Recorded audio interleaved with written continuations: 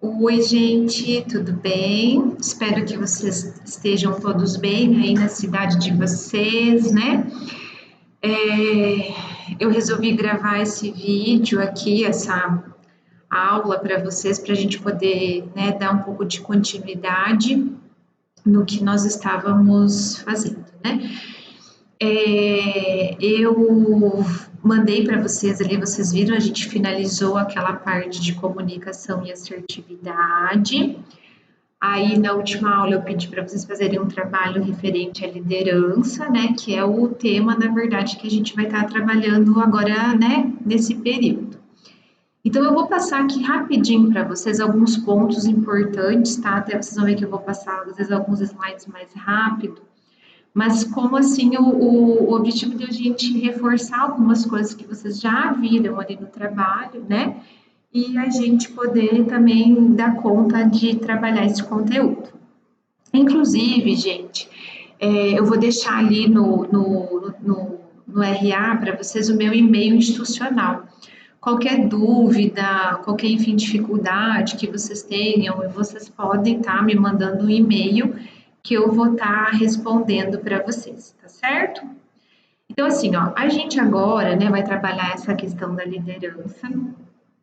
No plano de ensino, nós tínhamos um trabalho agora de campo para fazer, mas em função dessa problemática toda, a gente vai ter que reorganizar isso, né? Provavelmente ou a gente vai fazer alguma outra forma de trabalho, mas assim, enfim, eu vou estar pensando e a gente vai conversando, tá? Tá no decorrer das aulas.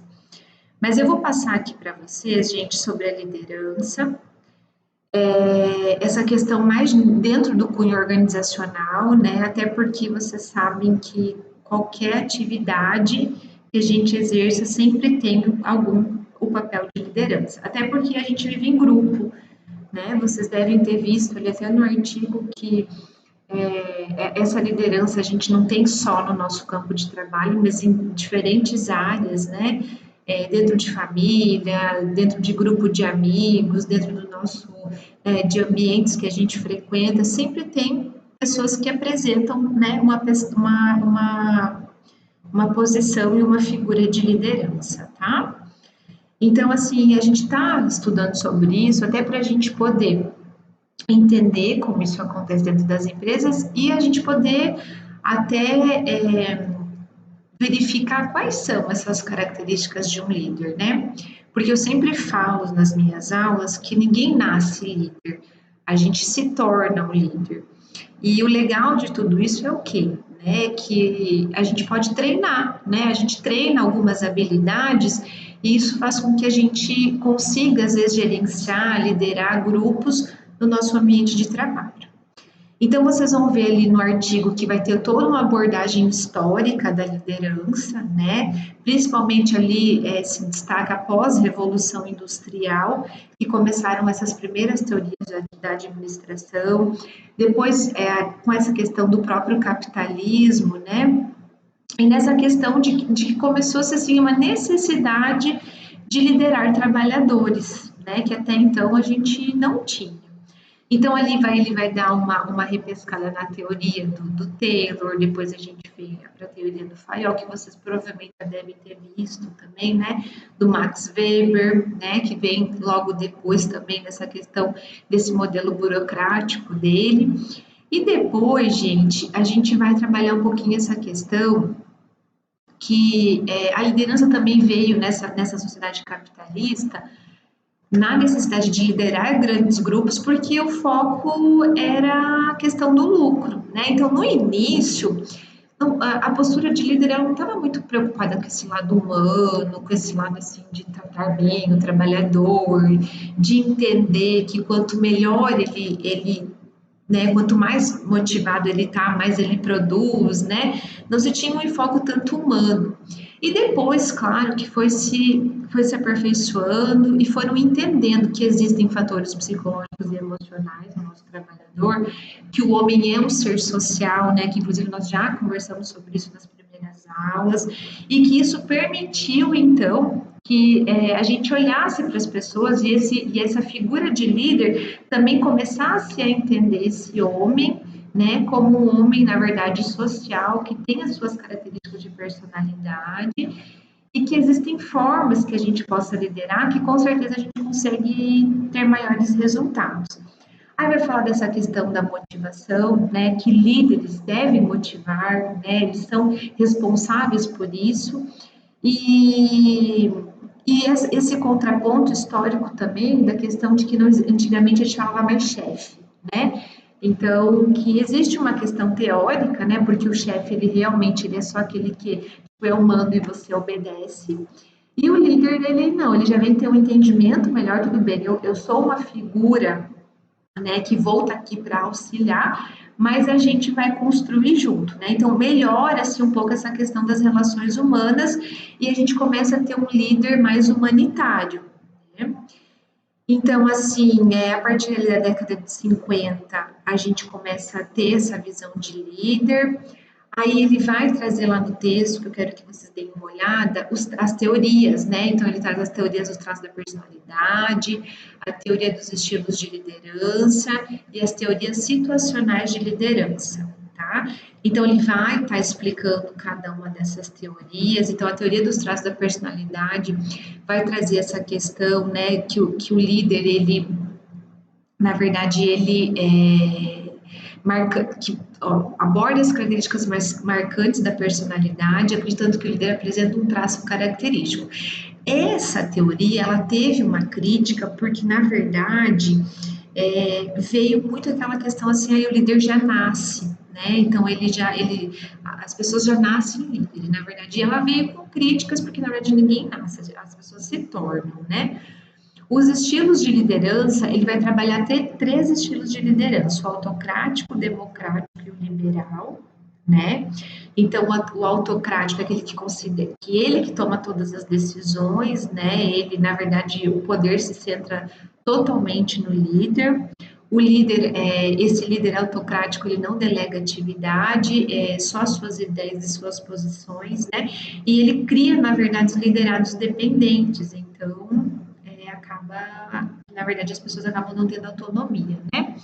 O líder democrático é aquele que já utiliza um método participativo, né? Melhora o clima organizacional e as relações se tornam mais humanas.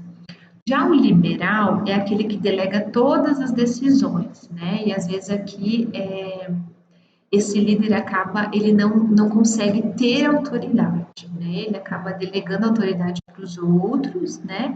E às vezes isso também acaba se tornando um problema para a empresa.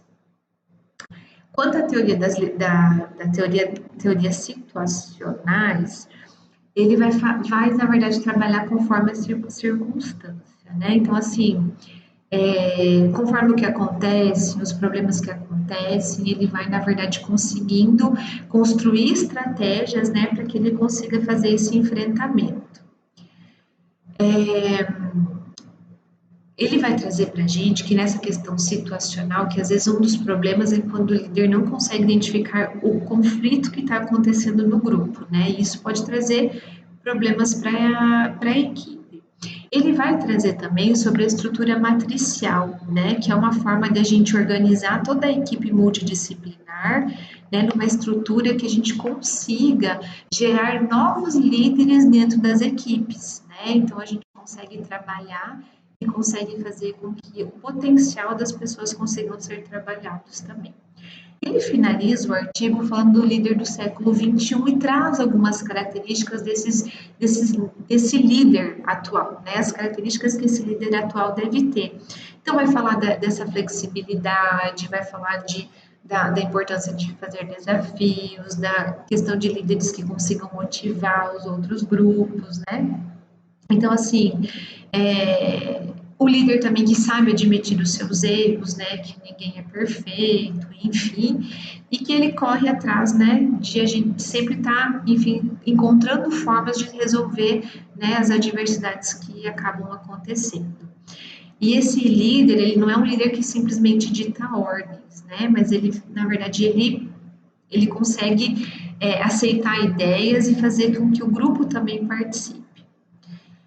Então, assim, todas essas características ele fala ali que esse líder ele deve ser capaz de compreender as pessoas, né? De compreender os seus liderados, que conseguindo compreender, ele vai conseguir ter resultados mais eficazes. E consegue também somar aptidões, né? Então, quando eu conheço o grupo que eu trabalho, eu consigo, na verdade, ver o que cada um é bom, né? E fazer com que a partir do que cada um é bom contribua para o grupo de forma geral, tá? Então, aqui ele vai falar do reconhecer os erros, que eu já falei, a questão do feedback, né? De que é sempre importante a gente ter um retorno, né? Do nosso ação, do nosso comportamento. Vai falar aqui da questão da comunicação, né? Então, que todo líder também ele tem que ter uma boa comunicação com os seus liderados.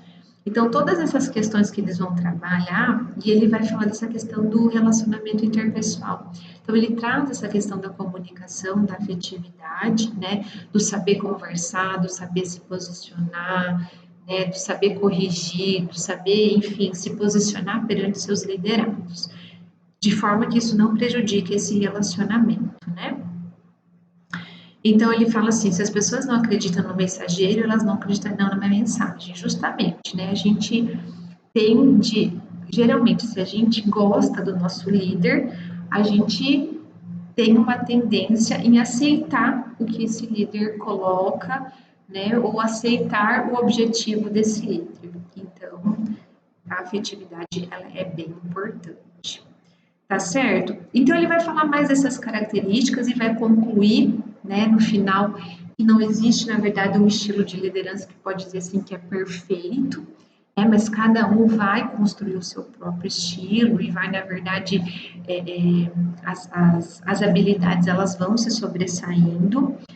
Não tem como a gente falar assim, esse estilo de liderança é o mais adequado, isso vai depender da análise grupal, né? Então, assim, ele é importante, todo liderado, ele é importante saber qual é o seu papel, e ele fala da grande importância, né, da questão das relações humanas, principalmente esses aspectos emocionais e desse relacionamento com os liderados.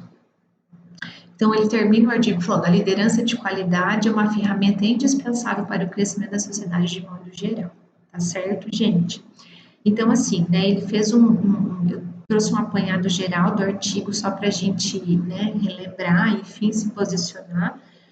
E a gente vai conversando lá no RA, tá? Eu vou colocar o e-mail institucional, inclusive, lá para vocês, e vou colocando, né, trabalhos para a gente fazer nesse período para que a gente, né, consiga depois arcar, né, não perder com essa questão de a gente não poder ter aula presencial, tá certo?